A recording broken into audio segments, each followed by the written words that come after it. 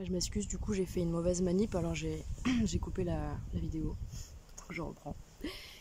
Je disais que là où ça m'avait vraiment, vraiment plu... Ah oui, voilà. Je vous disais que du coup, voilà, je vous glisse aussi d'aller voir les vidéos donc d'un frère, je sais pas comment l'appeler autrement, mais d'un frère en Christ, d'un frère des étoiles, d'un frère de cœur, qui a déjà été rappelé par le divin. Sa chaîne qui s'appelle Satanama Yuga. Là en fait parce que Satanama Yuga en hindouisme, enfin en sanskrit, je ne sais pas, ça veut dire l'âge d'or. Il a vraiment réalisé toute une série de vidéos qui sont extrêmement intéressantes, extrêmement pertinentes et surtout très très puissantes pour vous reconnecter à certaines choses qui certainement vous parleront. Donc les yugas, ce sont les cycles. Il nous explique en Inde du coup qu'il y a 4 cycles. L'âge d'or, l'âge de... Alors je me rappelle jamais, j'ai un bug toujours, je mélange les métaux, mais l'âge d'or, l'âge d'argent, l'âge de bronze et l'âge de fer. Je sais, il y en a peut-être un des deux où je me suis trompée sur l'argent et le bronze, je sais plus exactement, vous regarderez au niveau des métaux, mais on a bien l'âge d'or qui est voilà, symbolisé par les civilisations atlantes, les Mu, tout ça. Et on a donc du coup l'âge de fer, donc du coup voilà, là on est dedans. Donc le fer, ça reste le métal le plus dense, et par analogie au charbon, on utilise entre guillemets en alchimie pour expliquer que pour passer du morceau de charbon au cristal, Christ, le Christos, le Christ en nous, cette matière pleinement alignée dans la structure physique est totalement alignée, mais psychique et tout ça, bien entendu, corps, âme, esprit aligné et qui laisse passer la lumière. Ce fameux cristal, Christos qui est en nous, à la base on est ce morceau de charbon complètement de traviole qui ne laisse pas passer la lumière, il est complètement opaque à la lumière.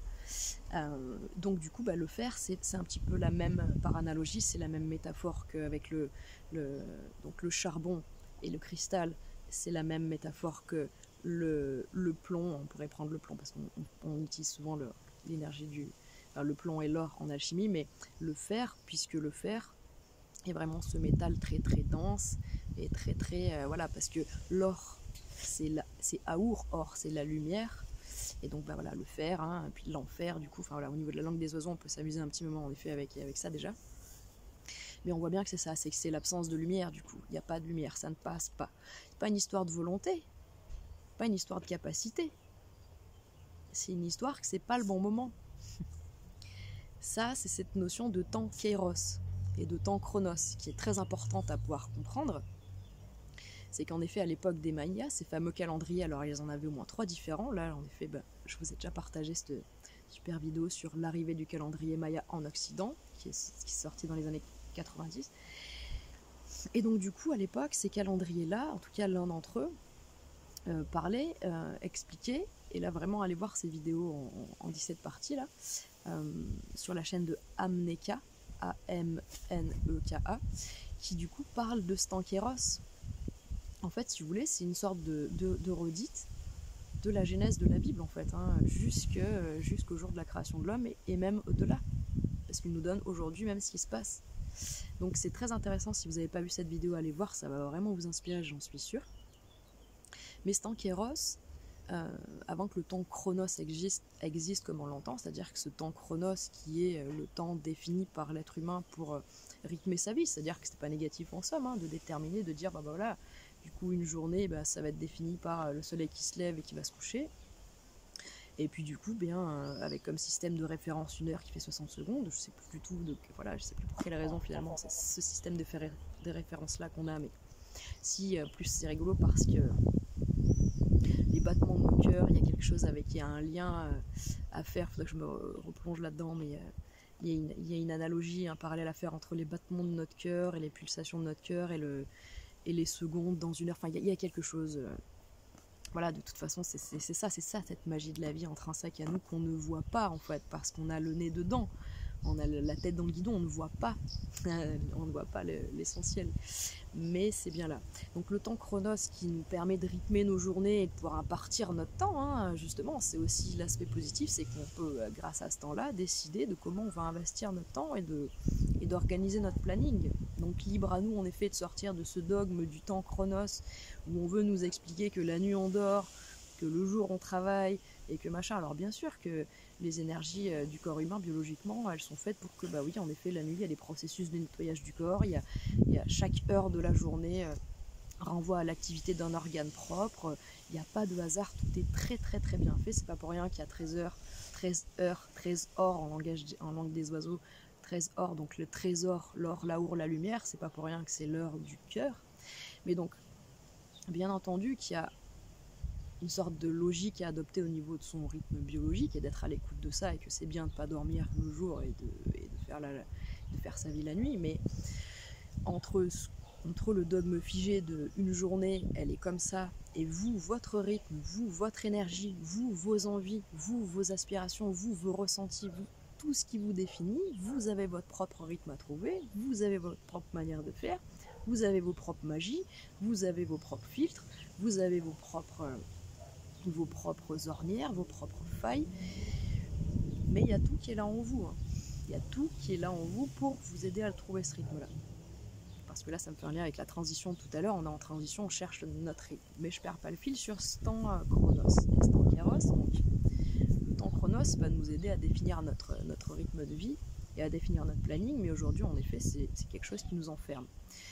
Donc, qu'est-ce qu'elle nous propose, la fin de l'ère du poisson, avec cette transition de l'ère du Verseau? C'est de retrouver cette notion du temps kairos, où finalement, le temps kairos, c'est quoi? C'est un temps qui est tellement vaste qu'à nous, il est entre guillemets pas très utile d'en avoir conscience chaque jour, puisque s'écoule tellement doucement qu'il n'a pas bougé en fait. Depuis qu'on a 3 ans, le temps kairos, il dit il est toujours à peu près dans cette phase-là, quoi. Le temps kairos, justement, c'est ces grands cycles. C'est ces fameux yugas. C'est de l'âge d'or à l'âge de fer, de manière répétée depuis des éons. Voilà, on en est là avec cette somme de zéros qu'on peut aller constater dans les livres en Inde. Et on est en train de vivre un énième âge de fer.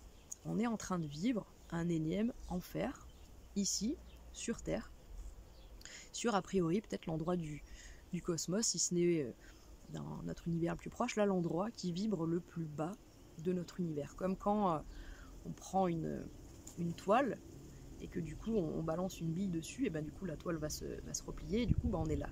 C'est pour ça qu'on est là, au centre de l'univers, qu'ils essayent de nous faire croire l'inverse, mais on n'est pas une boule jetée comme ça au hasard, n'importe où, qui ne sait pas où elle va. On est là, à l'endroit, au point le plus dense de la Terre, à l'endroit où la matière, ça reste, en effet, on le sait, de l'énergie qui vibre très fort. Ça reste du photon, ça reste du neutron, ça reste ces aimants-là qui vibrent tellement fort qu'on a l'impression qu'ils sont complètement densifiés et qu'on ne peut pas passer notre doigt à travers chaque atome. Et pourtant, il y en a qui arrivent bien à le faire. Avant, on savait le faire. La tradition primordiale nous explique qu'en effet, oui, on pouvait. Il y a plein de choses qui nous expliquent qu'on pouvait, qu'on savait.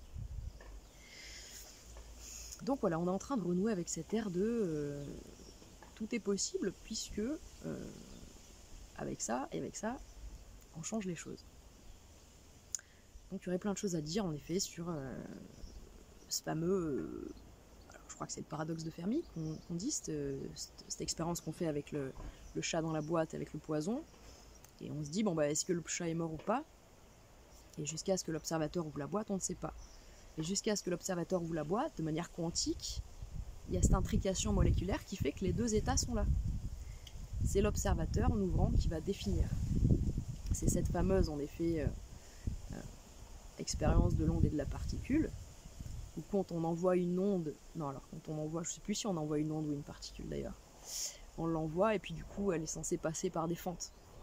Elle arrive sur un plan comme ça, et puis il y a des fentes, elle est censée passer et se produire et se comporter comme une onde. On envoie une onde, on s'attend à la voir se comporter comme une onde. Erreur. Quand on la regarde, elle se comporte comme une particule. Elle se comporte différemment.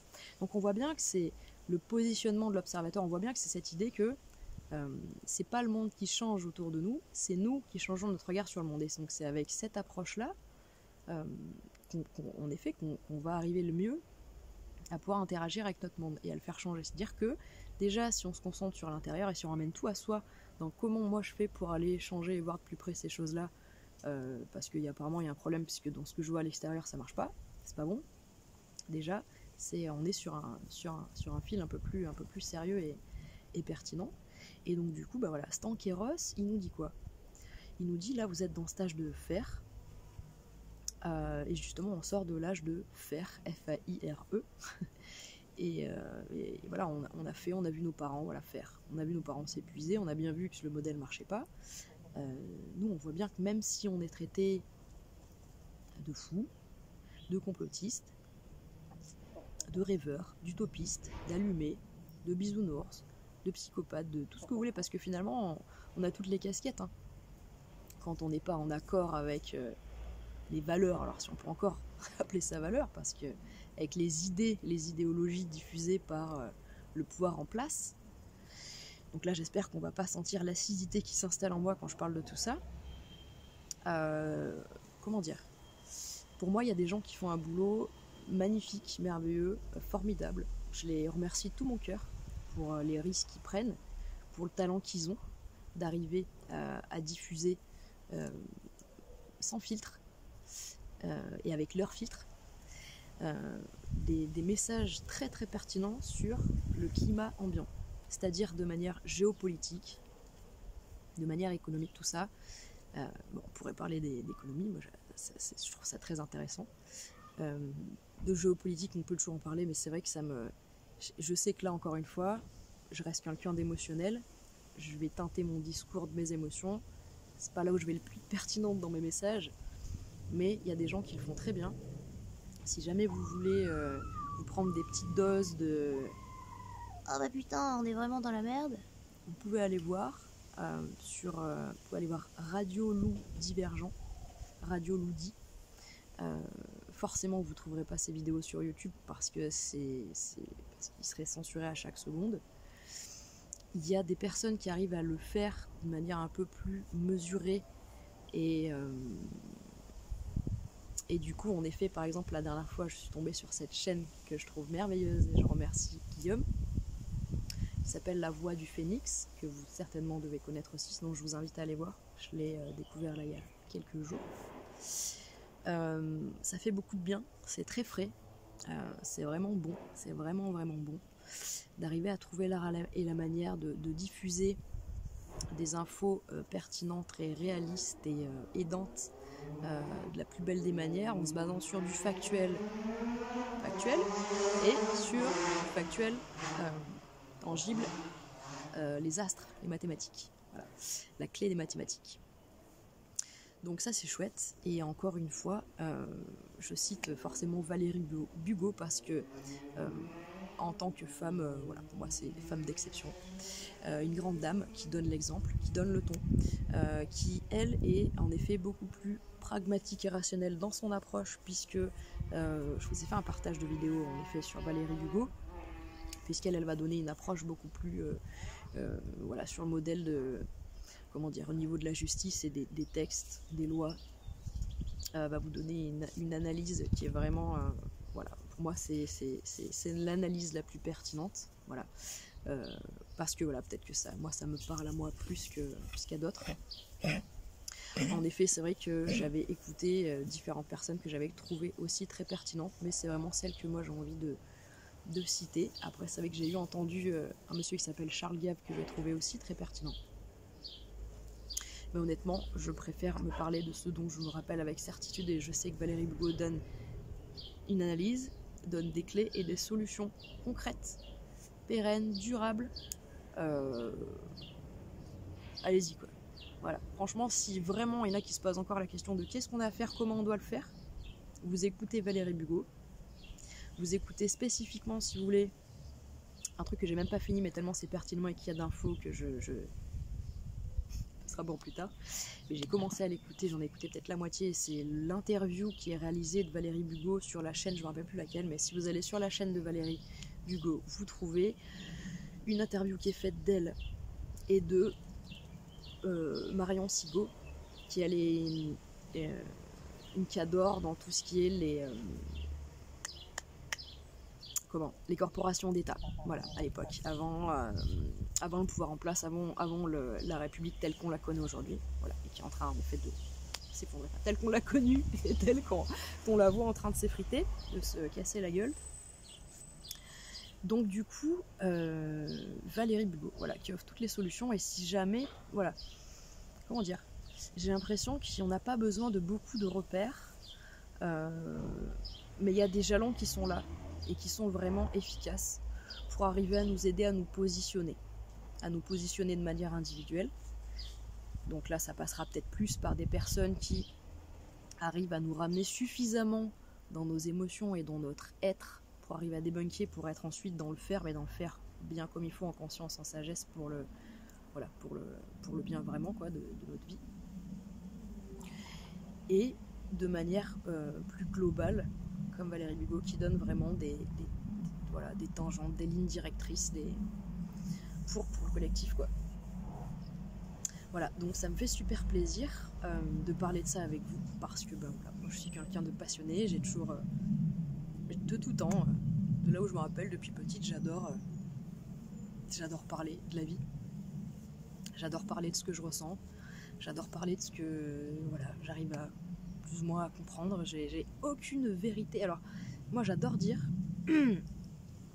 que pour moi, les vérités, elles sont super importantes. C'est super important d'avoir des vérités et des valeurs qui nous sont vraiment propres, alors qui peuvent se rattacher à des valeurs beaucoup plus collectives ou divines, ou j'en sais rien, bref.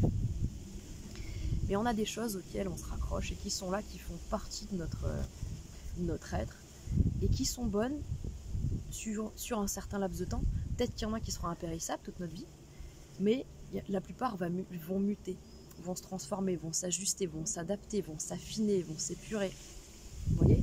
Et donc je dis souvent ce truc de, en fait, tout est bon, toute vérité pour moi est bonne. J'ai toujours adoré discuter avec, surtout les gens avec lesquels d'ailleurs je suis pas forcément d'accord sur plein de sujets. En tous les cas, si on n'a pas la même vision sur certains points, je trouve que c'est tellement génial, tellement enrichissant, parce qu'en fait ça me fait toujours comprendre que toutes les idées qu'on a et tout ce qui nous aide à avancer, c'est très important d'en avoir, vraiment, plutôt que d'être quelqu'un qui avance comme ça dans le flou à tâtons. Mais c'est tout aussi important de savoir les lâcher quand on sent que c'est le moment opportun, quand on doit lâcher certaines choses. Là c'est comme un ballon, quoi. Quand là ça pèse trop, finalement c'était valable un temps, c'était vrai un temps, c'était juste un temps, mais là on doit le lâcher. Et c'est pour ça que quelque part c'est facile aujourd'hui, pour moi, ça devient hyper facile de pas être dans le jugement de plein de choses, parce qu'en fait je crois que voilà, c'est ça, c'est que moi j'ai compris que j'ai besoin peut-être de beaucoup de choses qui étaient peut-être un peu aberrantes pour certains, mais c'était mes valeurs, ça passait par ça, mon bien-être et ma construction, ma solidité passaient par ça. Donc voilà, mais il y a un moment où forcément il faut laisser ça. Bon, je vois que ça fait déjà 18 minutes, j'avais juste envie, juste parce que ça me fait plaisir. Je me suis amusée la dernière fois avec moi j'adore les outils de découverte de soi et de compréhension de soi, parce qu'ils sont très très bien faits. Et du coup j'adore compiler du savoir. J'adore ça, compiler du savoir, et du coup tant qu'à faire en faire des outils de compréhension. Et puis moi j'ai ce côté assez enfant intérieur, on est spontané, on est créatif, et puis on est curieux, voilà, surtout on est curieux. Donc voilà, hop, là j'ai 2 cartes. Alors qu'est-ce qu'on a ? Ah, regardez comme c'est beau. On a le bienfaiteur. Alors, je vous lis la carte. Mon énergie au service de la collectivité. Je me réalise en mettant mon esprit et mon âme au service d'une idée qui me dépasse, qui touche à la collectivité, au vivre ensemble. Là pour moi, on est vraiment dans ces énergies de Verseau, mitigées de Poisson, mais tout à fait, quoi. Là, alors, on nous dit que les mots-clés là en ce moment, c'est accomplissement, élévation et nouveau départ. Oh, c'est rigolo, les amis, c'est ma carte, c'est la carte de mon profil, le bienfaiteur d'ailleurs, je capte. 2% de la population. Vous voyez, je ne l'ai pas inventé, hein, extraterrestre. Alors je vous rassure tout de suite, vous êtes tous des extraterrestres, on en est tous. Si vous allez voir votre profil, vous ne serez jamais au-delà d'un profil de 9% de la population. L'interprétation du lieu peut se résumer en ces quelques mots « je donne ». C'est un nombre profondément humain, tourné vers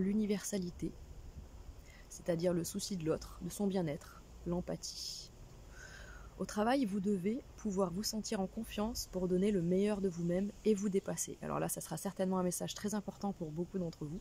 Moi, ça, en effet, je l'ai compris depuis bien longtemps. J'ai mis du temps à trouver le moyen de déployer tout ça, mais je l'ai bien compris. Seul un climat émotionnel apaisé, juste et harmonieux vous permet de travailler avec enthousiasme. Sinon, aller travailler devient très vite un véritable fardeau. Et on est bien sur une carte avec le numéro 9. Donc on en a parlé tout à l'heure, hein, vraiment cette fin de cycle, et on vous dit voilà, on vous dit comment faire. C'est exactement ce dont on a parlé, ça m'étonne pas. Et ensuite on a la carte du sage, et là c'est le chiffre 7, donc l'année en cours, on en a parlé, cette énergie du 7 aussi. Alors je vous la lis. La décomposition de votre 7 en 2 plus 5, en l'occurrence, le rend plus chaleureux car il porte en lui l'amour du 2, c'est-à-dire du monde des archétypes, et également l'amour du 5, du cœur, c'est-à-dire le monde humain. Parce que vous voyez l'étoile à 5 branches, c'est cette idée de, vous savez là, de Leonardo da Vinci qui a fait l'homme dans l'étoile à 5 branches, circonscrit dans l'étoile à 5 branches, pour évoquer les 5 sens et la nature profondément dans l'expérimentation en fait de l'être humain. Il a besoin d'aller toucher, il a besoin d'aller vivre, pour ressentir, pour filtrer avec ses 5 sens son monde. Cette intégration verticale des deux nombres qui le composent font de lui une porte entre deux mondes qui débouche sur le monde manifesté. Ce nombre passe du soi, donc c'est le 1, 2, 3, au moi, la ligne du 4, 5, 6, puis finalement au jeu, la ligne du 7, 8, 9. Alors là, en effet, ça peut vous paraître un petit peu flou ce que je dis, il faut que vous alliez voir si ça vous dit en géonumérologie. Il évoque à la fois le 3e stade initiatique ainsi que le processus d'individuation et sa participation au sein de la collectivité. On voit qu'il y a vraiment une gamme d'énergie qui veut ressortir là, avec cette idée de s'immerger dans la collectivité. Quand je vous disais tout à l'heure qu'on était en transition et qu'on sortait de sa grotte pour aller rejoindre le collectif, mais vraiment après être passé par ce 9, cette lumière intérieure où d'abord on s'est trouvé soi, on s'est apporté à soi et ensuite on le balance vers les extérieurs. L'interprétation du lieu peut se résumer en ces quelques mots: j'éveille, car le nombre 725 représente l'intellect réchauffé par le cœur. Il partage sa vision du monde et ses idées avec ferveur voire passion. Et là je suis encore, on retombe sur ces énergies pour moi de passion et de Verseau et de cette idée du cœur, de l'éveil. C'est ouais, elle parle vachement ces cartes. Elle me parle déjà tout personnellement et je suis sûre qu'elle vous parle à vous. Ouh là là, ma poulette, on m'a dit donc il y en avait de la poussière sur ton beau plumage. Voilà les amis, ça m'a fait super plaisir de passer ce temps avec vous. J'espère que vous alchimisez à qui mieux mieux. Pensez bien à... Je sais pas comment elles sont vos vies. Je sais pas si vous avez eu entre guillemets... maintenant je le constate maintenant, mais je le vis un peu plus comme étant une chance de voir vraiment vos vies se faire détruire dans tous les sens. C'est-à-dire que même au niveau de votre corps vous a lâché peut-être à un moment où il est en train de vous lâcher. Quand on en est là, il n'y a plus vraiment le choix de faire autrement que de dire je dois faire autrement. Je dois trouver des manières différentes de faire. Moi j'étais un vrai petit robot charbonneur avant. Toute ma valeur et tout mon pouvoir passait par ma force physique brute. J'ai pas l'air comme ça, mais j'ai plié des mecs au bras de fer costauds. En paysagisme, quand on me regardait bosser, on disait oulala, mais ils sont combien dans ce petit corps? En fait, on nous a tellement appris à prendre sur nous, à devoir cravacher comme des bêtes, sans réfléchir et sans ressentir, qu'on en a pris l'habitude et que du coup le corps et l'esprit sont fermés dans énormément de carcans. Et toutes ces patterns, elles sont en train de voler en éclats. Elles voleront en éclats que vous le veuillez ou non. Que vous facilitiez la tâche, ou que vous acceptiez ou non, ça volera en éclats. Il y a des choses qui s'en vont. Il y a des choses qui s'en viennent à la place. Si votre corps est impacté, si ça en revient jusqu'à votre corps, et si vraiment vous vous sentez abandonné par votre corps, je compatis avec vous déjà, parce que je sais ce que c'est. Je sais ce que c'est de se voir retirer sa force physique, ses capacités, tout ça. Et presque sa légitimité en fait d'être. Et de faire et de vivre. Pas juste de survivre. Mais si vous en êtes là, c'est qu'il y a vraiment quelque chose de costaud qui vous attend en termes de ressources intérieures. Donc je pense que d'une manière ou d'une autre, on est tous très largement impactés par plein de choses, que ça soit dans notre vie ou dans la vie de gens qu'on aime beaucoup.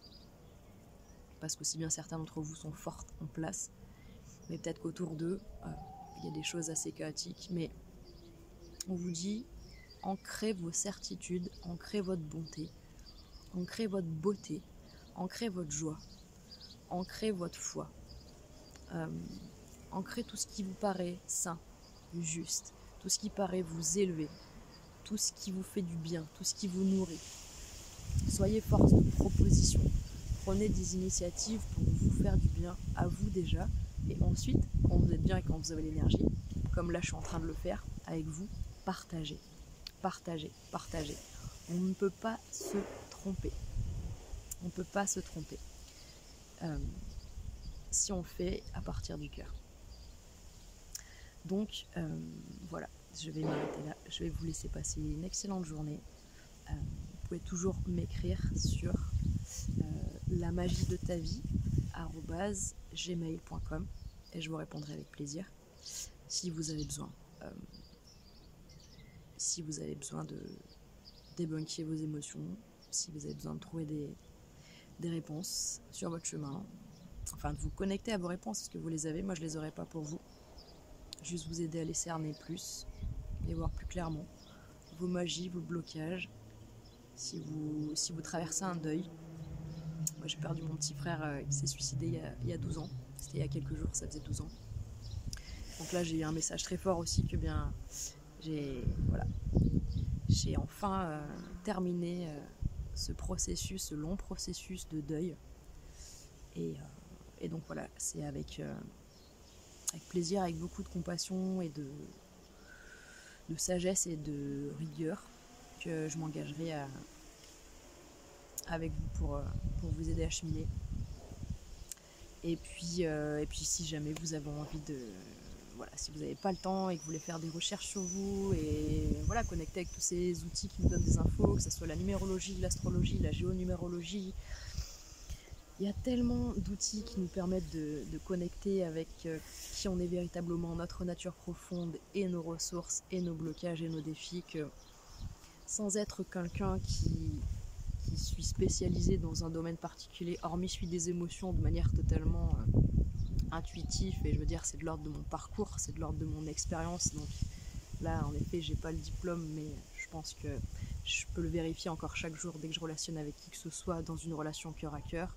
Je vois bien cette grande capacité que j'ai à pouvoir aider l'autre à appréhender son monde émotionnel. Et puis je suis pas formée à la trame pour rien, j'ai envie de dire, il n'y a pas de hasard. Mais si vous avez besoin en tout cas de ça, si vous avez besoin et que vous n'avez pas le temps de faire les recherches, moi je peux en effet les faire pour vous aussi, vous faire un joli petit truc bien carré, bien super. Donc n'hésitez pas à me contacter par mail. Et puis si vraiment ça vous parle tout ça, ça sera avec plaisir.